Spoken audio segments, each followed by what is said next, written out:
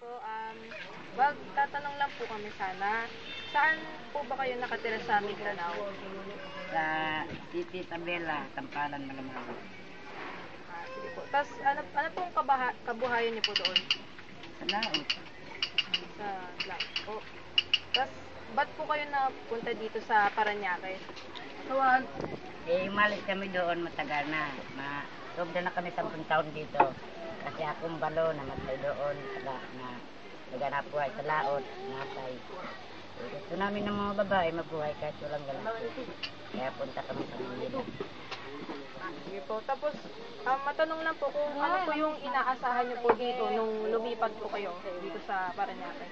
Ganap buhay. Minsan mga malimos. Para makakain. Diba? Yun lang ang buhay namin. Nagtitinda. Tapos, Nagtitinda. ang sabi po sa mga napanood namin na kaya po kayo pumunta dito, inaapi daw po kayo ng mga abusaya.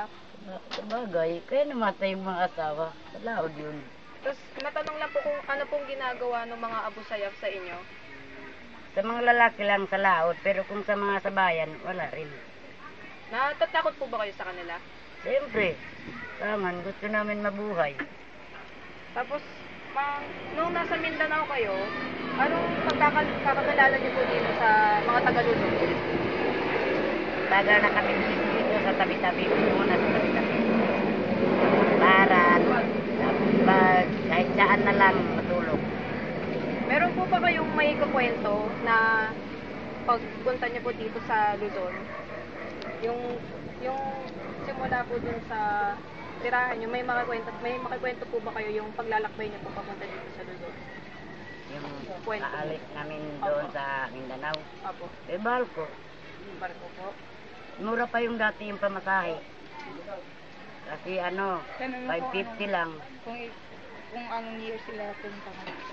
Anong year po kayo nagpunta dito? Kung ilang years na rin po kayo nandito?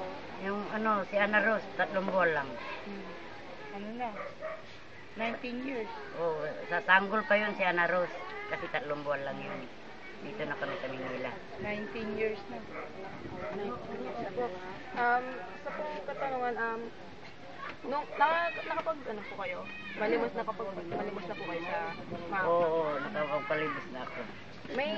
Meron po ba kayong mga hindi nalilimutan na experience po nung habang naglilimos kayo? Yung hindi niyo po nakakalimutan habang naglilimos kung may trahedya bang nangyari or yung habang naglilimos kayo, o mayroon bang ibang taong gumagawa sa inyo ng hindi maganda, yung masakit sa kalooban ninyo?